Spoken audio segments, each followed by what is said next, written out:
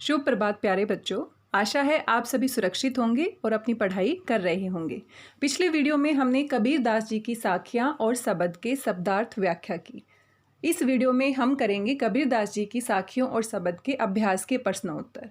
तो चलिए शुरू करते हैं आज का वीडियो। अगर हम पाठ को बहुत अच्छे से पढ़ लेते हैं, बहुत अच्छे से समझ लेते हैं, तो अभ्यास के प्रश्न उत्तर करना ज़्यादा मुश्किल नहीं होता। अगर आपको कबीर दास जी की साखियाँ और शब्द का सरलार्थ व्याख्या आपको समझ में आ गई है, तो आप बड़े ही आराम से अभ्यास के प्रश्न उत्तर कर सकते हैं। सबसे पहले प्रश्न देख लेते हैं। कबीर की साखियों से सबसे पहला प्रश्न है, मानसरोवर से कवि का क्या आशय है। आप थोड़ा सोचिए, याद करिए, पहली ही साखी में हमने इसका अर्थ समझा था। दूसरा प्रश्न है, कवि ने सच्चे प्रेमी की क्या कसौटी बताई है। तीसरे प्रश्न में पूछा गया है, तीसरे दोहे में कवि ने किस प्रकार के ज्ञान को महत्व दिया है। इस संसार में सच्चा संत कौन कहलाता है। पांचवा प्रश्न है, अंतिम दो दोहों के माध्यम से कबीर दास ने किस तरह की संकीर्णताओं की ओर संकेत किया है।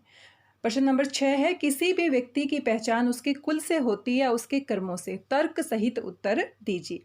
सातवें प्रश्न में काव्य सौंदर्य स्पष्ट कीजिए। कबीर दास जी के दो शब्द हैं, जिसमें से पहला शब्द ही हमारी परीक्षा में आएगा और उन्हीं से हमें प्रश्न उत्तर करने हैं। दूसरे शब्द को आप पढ़ सकते हैं, परीक्षा में उससे प्रश्न उत्तर नहीं पूछे जाएंगे। तो शब्द से हमारे प्रश्न हैं, मनुष्य ईश्वर को कहाँ कहाँ ढूंढता है। कबीर ने ईश्वर प्राप्ति के लिए किन प्रचलित विश्वासों का खंडन किया है। कबीर ने ईश्वर को सब श्वासों की श्वास में क्यों कहा है। चलिए इनका उत्तर डिस्कस करते हैं। पाठ समझने के बाद हमें इनका उत्तर खुद ही लिखना चाहिए। अगर हम खुद से बनाकर उत्तर लिखेंगे तो कभी भूल नहीं पाएंगे और बड़े ही आराम से परीक्षा में अच्छे अंक प्राप्त कर सकते हैं। आप उत्तर देख सकते हैं। चलिए डिस्कस करते हैं। सबसे पहला प्रश्न है, मानसरोवर से कवि का क्या आशय है। सबसे पहले हमारी साखी थी, मानसरोवर सुभर जल हंसा केली कराही, मुक्ता फल मुक्ता चुगे अब उड़ी अनंत ने जाही। यहाँ मानसरोवर की तुलना सच्चे भक्त के हृदय के साथ की है। साथ ही यहाँ बताया है कि मानसरोवर में जिस प्रकार हंस पक्षी क्रीड़ा करते हैं और मुक्ति रूपी मोती को चुनते हैं, ठीक उसी प्रकार सच्चे भक्त का हृदय भी मानसरोवर के समान होता है और जो आत्मा होती है वो उसमें क्रीड़ा करती है और मुक्ति रूपी मोती को चुगती है, कहीं और उड़कर जाना नहीं चाहती। तो यहाँ पर प्रतीकात्मक अर्थ है मानसरोवर का। मानसरोवर का अर्थ यहाँ पर किसी भक्त के हृदय से लिया गया है, जो भक्ति के भावों से पूरी तरह से भरा हुआ है। इस प्रकार आप इस प्रश्न का उत्तर लिख सकते हैं। चलिए देखते हैं दूसरा प्रश्न। कवि ने सच्चे प्रेमी की क्या कसौटी बताई है।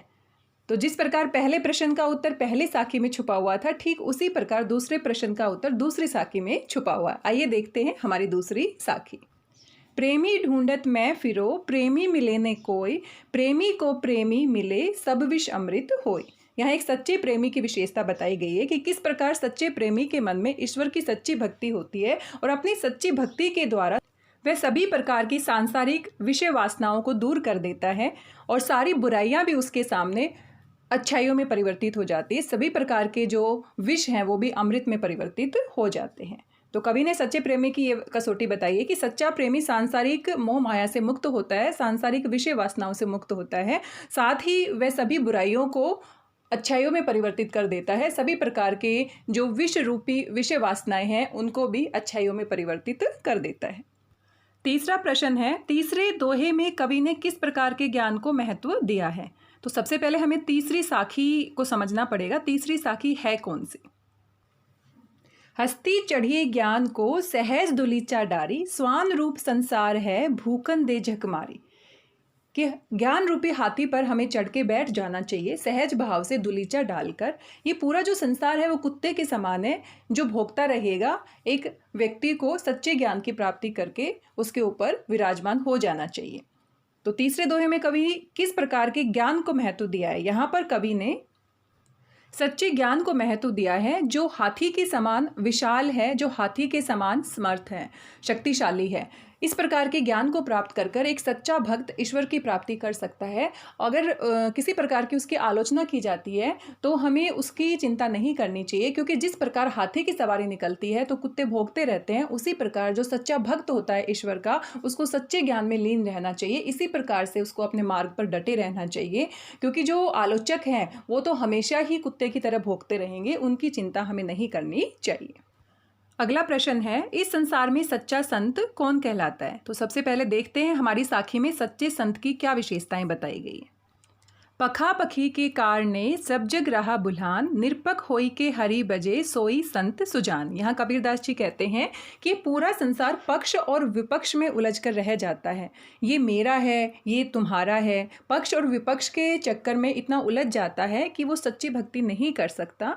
जिस व्यक्ति में निष्पक्ष भाव होता है, जो किसी भी परिस्थिति में निष्पक्ष रहता है, वो ही सच्चा संत कहलाता है। निष्पक्ष होकर सच्ची भक्ति के मार्ग पर चलता है, वही सच्चा संत होता है।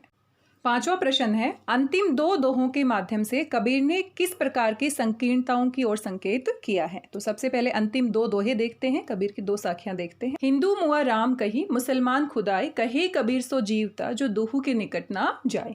तो इस साखी में कबीरदास जी कहते हैं कि धर्म के नाम पर जो बाह्य आडंबर होते हैं, उनका उन्होंने यहाँ पर विरोध किया है। उन्होंने कहा है सच्चे ईश्वर को प्राप्त करने के लिए किसी प्रकार के मंदिर मस्जिद में जाने की आवश्यकता नहीं है। सच्चा ईश्वर तो हर मनुष्य के मन में ही विद्यमान है। अगर सच्चे मन से भक्ति के मार्ग पर हम चलते हैं तो सच्चे ईश्वर की प्राप्ति कर सकते हैं। हिंदू राम का स्मरण करते करते मर जाते हैं, मुसलमान खुदा को याद करते करते मर जाते हैं। कबीरदास जी कहते हैं सही मायने में जीवित व्यक्ति वही है जो इन दोनों के निकट नहीं जाता। तो इस प्रकार समाज में किस प्रकार की संकीर्णताओं की यहाँ पर चर्चा की गई है, धार्मिक बाह्य आडंबरों का। उन्होंने निर्गुण भक्ति पर बल दिया है। अगली साखी है, काबा फ्री काशी भया, राम ही भया रहीम, मोट चून मैदा भया, बैठी कबीरा जीम। यहाँ कबीरदास जी कहना चाहते हैं कि हम किसी भी प्रकार के तीर्थ स्थल की यात्रा करने से या किसी भी प्रकार के मंदिर मस्जिद में जाने से, धार्मिक स्थलों पर जाने से ईश्वर की प्राप्ति नहीं कर सकते। जिस प्रकार मोटे चून को छानने से ही मैदा बनती है, उसी प्रकार से जो ईश्वर है वो भी हमारे अंदर ही विद्यमान है। सच्चे मन से अगर हम भक्ति करेंगे तो वो हमें प्राप्त हो जाएगा। तो इस प्रकार की जो संकीर्णताएं हैं, जो मानसिक सोच है समाज में उस समय फैली हुई थी, उसके बारे में यहाँ पर कबीरदास जी ने चर्चा की है। धार्मिक आडंबरों का खंडन किया गया है। वैसे तो इस प्रश्न में अंतिम दो दोहों के बारे में पूछा गया था, लेकिन ये अंतिम तीनों दोहे जो तीनों साखियां हैं, इसी में इनका उत्तर छिपा हुआ है। और जो आखिरी साखी है उसमें ऊंचे कुल का जन्म या जे करनी उच्च न होय, सुबरन कलश सुरा भरा, साधु निंदा सोय। कि ऊंचे कुल में जन्म लेने से कुछ नहीं होता। जिस प्रकार सोने के कलश में शराब भर देते हैं, उसी प्रकार ऊंचे कुल में पैदा होने के बाद अगर गलत कार्य करता है तो उस व्यक्ति का कोई महत्व नहीं रहता। इसलिए हमें गुणों को महत्व देना चाहिए, हमें कुल को या जाति को श्रेष्ठ नहीं मानना चाहिए। अगला प्रश्न है, किसी भी व्यक्ति की पहचान उसके कुल से होती है या उसके कर्मों से? तर्क सहित उत्तर दीजिए। तो इसका उत्तर भी हमारी इसी साखी में छुपा हुआ है कि किसी भी व्यक्ति की तुलना हमें उसकी जाति या कर्म के आधार पर नहीं करनी चाहिए, हमें उसके गुणों के आधार पर करनी चाहिए। जिस प्रकार सोने के कलश में शराब भर देने से शराब श्रेष्ठ नहीं बन जाती, उसी प्रकार किसी व्यक्ति का ऊंची जाति या ऊंचे कुल में पैदा होने से श्रेष्ठ नहीं कहलाता। तो इसी प्रकार की जो मानसिकता है हमारे समाज में कि ऊंचे कुल में पैदा होने वाला श्रेष्ठ होता है, चाहे वो अच्छाई करे या बुराई करे, तो इस मानसिकता को हमें दूर करना चाहिए। शराब से भरे सोने की कलश की प्रशंसा कोई भी साधु पुरुष नहीं करता, उसी प्रकार हमें ऊंचे कुल को महत्व नहीं देना चाहिए। तो यही हमारा तर्क है इस प्रश्न के उत्तर में। आप इसका उत्तर देख भी सकते हैं। सातवां प्रश्न है, काव्य सौंदर्य स्पष्ट कीजिए। इस साखी का हमें काव्य सौंदर्य स्पष्ट करना है। हस्ती चढ़िए ज्ञान को, सहज दुलीचा डारी, स्वान रूप संसार है, भूकन दे झक मारी। तो यहाँ पर कबीरदास जी की भाषा के सौंदर्य को हमें स्पष्ट करना है, उनकी कविता के सौंदर्य को स्पष्ट करना है। तो हम जानते हैं कबीरदास जी ने सदुक्कड़ी भाषा का प्रयोग किया है। उन्होंने अपनी साखियों में तत्सम तद्भव शब्दों का प्रयोग किया है। आपने देखा हर एक साखी में प्रतीकात्मकता और संकेतात्मकता दिखाई गई है, हर एक पंक्ति का छुपा हुआ अर्थ है। तो इसीलिए यहाँ पर लाक्षणिकता के भाव प्रकट होते हैं। साथ में इस पद को हम गा सकते हैं। तो स्वर मैत्री में गेयता का गुण उत्पन्न है और शांत रस का प्रयोग किया गया है, क्योंकि यहाँ पर भक्ति के विषय में बताया गया है, तो यहाँ पर शांत रस का प्रयोग किया गया है। रस आप 10वीं क्लास में पढ़ेंगे, अभी सिर्फ इसका नाम याद कर सकते हैं। जहाँ पर हम मन की शांति की, सच्ची भक्ति की बात करते हैं, इस प्रकार के भावों वाली कविता को, इस प्रकार के भाव वाले काव्य में शांत रस होता है। इस प्रकार से आप इसका काव्य सौंदर्य स्पष्ट कर सकते हैं। आगे पहले शब्द से हमारा प्रश्न है, मनुष्य ईश्वर को कहाँ कहाँ ढूंढता है? तो इसके लिए हमें शब्द पता होना चाहिए, कौन सा शब्द था और उसकी व्याख्या क्या थी। मोको कहाँ ढूंढे बंदे, मैं तो तेरे पास में, नामे देवल यानी मंदिर, नामे मस्जिद यानी मस्जिद, नामे काबे कैलाश में, काबा और कैलाश जो तीर्थ स्थल हैं, कोने क्रियाक्रम में, किसी प्रकार की योग साधना में, वैराग्य में नहीं हूँ। यानी ईश्वर यहाँ, मनुष्य कहाँ ढूंढना चाहता है ईश्वर को? मनुष्य मंदिर में ढूंढता है, मस्जिद में ढूंढता है, तीर्थ स्थलों पर ढूंढता है, काबा में, कैलाश में, अनेक प्रकार के धार्मिक अनुष्ठान करता है, योग साधना अपनाता है, वैराग्य में ढूंढता है। तो मनुष्य ईश्वर को कहाँ कहाँ ढूंढता है? इन सभी स्थलों में ढूंढता है। तो यहाँ से आप इसका उत्तर लिख सकते हैं। अगला प्रश्न है, कबीर ने ईश्वर प्राप्ति के लिए किन प्रचलित विश्वासों का खंडन किया है? तो इसी शब्द में इसका उत्तर भी छुपा हुआ है कि जो धार्मिक अनुष्ठान हैं, जो योग साधना है, जो वैराग्य हैं, मंदिर मस्जिद में ईश्वर को ढूंढने की जो विचारधारा है, ये सारे के सारे जो प्रचलित विश्वास हैं, इन सब का खंडन किया है। क्योंकि कबीरदास जी कहते हैं ईश्वर को प्राप्त करने के लिए कहीं दूसरी जगह पर जाने की आवश्यकता नहीं है, किसी प्रकार का बाह्य आडंबर करने की आवश्यकता नहीं है। ईश्वर तो हमारी सांसों में विद्यमान है, सब सांसों की श्वास में। अगर हम अच्छे मन से, सच्चे मन से प्राप्त करना चाहते हैं तो वो हमारे अंदर ही विद्यमान है। तो यहाँ निर्गुण भक्ति की तरफ इशारा किया है। अगला प्रश्न है, कबीर ने ईश्वर को सब श्वासों की श्वास में क्यों कहा है? क्योंकि कबीरदास जी का मानना है कि आत्मा में ही परमात्मा का निवास होता है, उसको ढूंढने के लिए कहीं और जाने की आवश्यकता नहीं है, ना ही मंदिर में, ना ही मस्जिद में, ना ही काबा में, ना ही कैलाश में, ना ही किसी प्रकार के धार्मिक अनुष्ठान करने में, ना ही योग साधना अपनाने में। इस तरह के जो धार्मिक आडंबर हैं, इनका विरोध करते हुए उन्होंने कहा है कि हर व्यक्ति की सांसों में ही परमात्मा का निवास है। अगर हम जरा सा अपने ऊपर ध्यान दें, अपने मन के ऊपर संयम रखें, तो हम ईश्वर की प्राप्ति कर सकते हैं।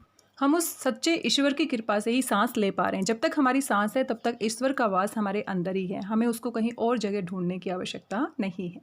तो कबीर ने ईश्वर को सब श्वासों की श्वास में इसलिए कहा है क्योंकि ईश्वर हमारे अंदर ही विद्यमान है, पल भर की तलाश करने से ही हम उनको खोज सकते हैं।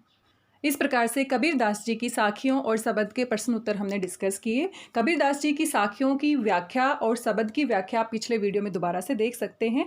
और पूरा का पूरा कबीरदास जी का चैप्टर पढ़ने के बाद मुझे पूरा विश्वास है कि आप उनके जीवन से बहुत प्रभावित हुए होंगे और उन्होंने जिस प्रकार की सच्ची बातों को हमारे सामने प्रस्तुत किया है उनको हम सभी अपने जीवन में अपना सकते हैं। तो कबीरदास जी का ये पाठ आपको बहुत अच्छा लगा होगा। साथ ही हमारे प्रश्न उत्तर कंप्लीट हो गए हैं। अगले वीडियो में अगले चैप्टर के साथ मिलेंगे। वीडियो आपको कैसा लगा फीडबैक ज़रूर दीजिएगा। तो मिलते हैं अगले वीडियो में। तब तक अपना ध्यान रखिए, पढ़ते रहिए, स्वस्थ रहिए, मस्त रहिए, व्यस्त रहिए। थैंक यू वेरी मच बच्चों। Thank you.